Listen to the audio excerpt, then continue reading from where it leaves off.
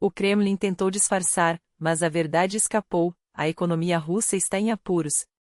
Enquanto a Crimeia enfrenta uma escassez total de gasolina e as rotas alternativas estão paralisadas, faltam menos de 10 dias para um confronto decisivo e Moscou ainda sonha com a vitória. A vida de mais um político europeu está sob ameaça, e as provocações aéreas russas não dão trégua. Até as preces viraram contra. A Igreja Ortodoxa Russa pediu orações pelos líderes do país, mas o resultado foi o oposto do esperado. E isso é só o começo. Aqui, você acompanha as notícias que realmente importam, com detalhes exclusivos que ninguém mais traz. Informações precisas e antecipadas sobre a Ucrânia, a Rússia, a Bielorrússia e o mundo, tudo o que você precisa saber hoje, antes de todos e com clareza inigualável. Enquanto isso, uma pergunta ecoa: até quando vão deixar flutuar? Por que ainda não explodiram? Pois bem, drones ucranianos acertaram em cheio Novorossiysk, o vital porto russo e base da frota do Mar Negro. O cenário é de caos, carros em chamas, danos estratégicos e um golpe certeiro.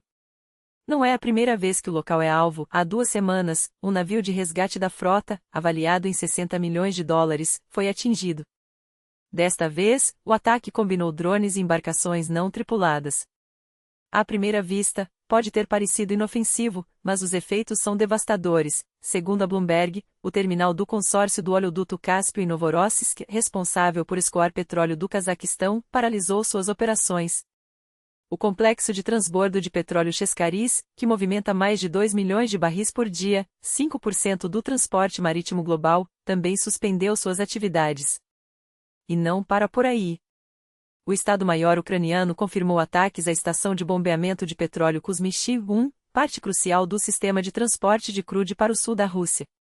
Outro alvo foi a estação Zanzivaka, que integra o oleoduto Kibichel-Tikoretsk. Além disso, uma fábrica de drones em Valuiki, na região de Belgorod, foi atingida, com registros de impacto e incêndio. Dmitry Peskov, o porta-voz de Putin, finalmente admitiu o óbvio: a economia russa está sob pressão. Em entrevista à rádio RBC, ele desmentiu a narrativa oficial de que as sanções só beneficiaram o país. Pelo contrário, setores-chave enfrentam tensões graves, diretamente ligadas às restrições econômicas e aos bloqueios internacionais. A declaração veio como resposta a um post recente de Trump, que não poupou palavras: a Rússia e Putin estão afundados em problemas econômicos colossais. O presidente americano chegou a chamar Moscou de tigre de papel. Peskov, em sua habitual ironia, rebateu: não é um tigre, nem de papel. A Rússia é um urso. E ursos não são feitos de papel. Uma metáfora forçada, mas reveladora. Sua justificativa para o discurso de Trump beira o absurdo: eles se encontraram. Naturalmente, o presidente Trump ouviu a versão de Zelensky sobre os fatos. E, pelo jeito, foi essa versão que moldou a avaliação que ouvimos. Ou seja, ou Peskov elogia indiretamente a capacidade de persuasão de Zelensky, ou sugere que Trump é incapaz de analisar a situação por si mesmo, dependendo de terceiros para formar sua opinião. Dmitry Medvedev, ex-presidente e atual voz inflamada do Kremlin, foi ainda mais agressivo. Para ele, Trump vive em uma realidade alternativa, onde a Ucrânia vence, a Rússia está em frangalhos e a economia de Ambandera cresce com força própria. Uma crítica ousada, até para seus padrões. Há alguns meses, Medvedev chamou a atenção de Trump com um post provocador. A resposta foi imediata: submarinos nucleares americanos se aproximaram das costas russas, e ele ficou em silêncio por semanas. Enquanto isso, na Crimeia, a crise de combustível atingiu o auge. Não há mais gasolina, nem mesmo a Premium A1, nos postos. Segundo o KRYM Reali, a situação se agravou nos últimos 10 dias, forçando muitos estabelecimentos a fechar as portas para cortar custos. Empresas estatais recebem vales para abastecimento mínimo, mas o setor privado sofre com prejuízos astronômicos. As ruas estão mais vazias, os micro-ônibus lotados, e a população explode em protestos, acusando o Kremlin de inépcia. Em meio ao desastre logístico, surge uma cena surreal: a Assembleia Legislativa de Sebastopol recebe um lote de gasolina a 83,5, e a fila para abastecer é interminável. Enquanto isso, no fronte diplomático, Moscou coleciona fracassos. Até Trump, conhecido por sua simpatia por autocratas, agora zomba das vitórias russas no campo de batalha. Mas o Kremlin ainda tem um trunfo: a guerra híbrida.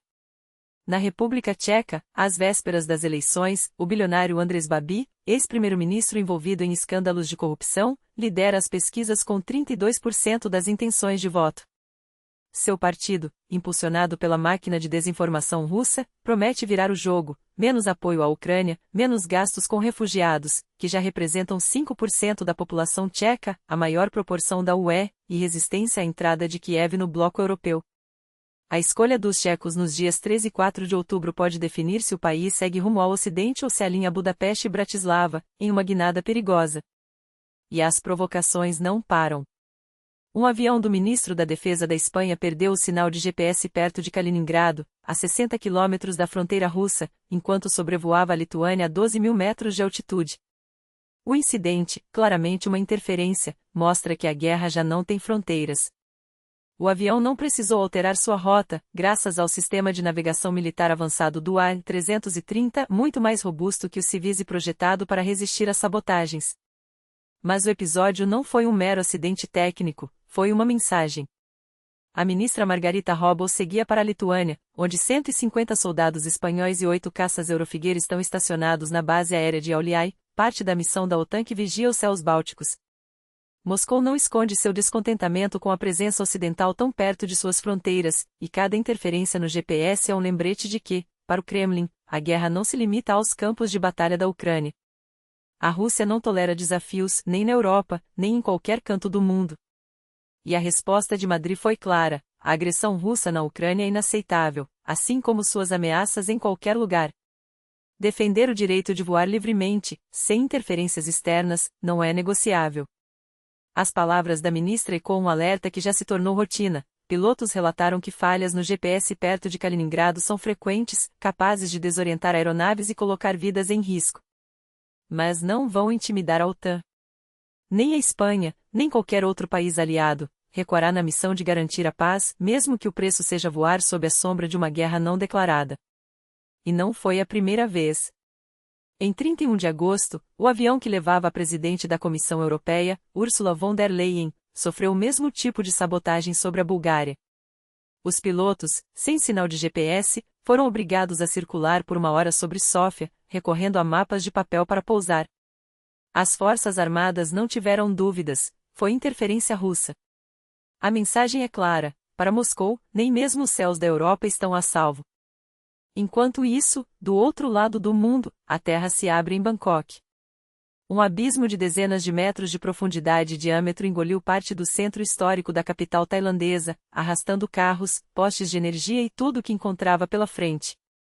Vídeos mostram o chão desmoronando em tempo real, com jatos d'água explodindo de canos rompidos e faíscas dos cabos elétricos cortados, enquanto moradores correm em pânico.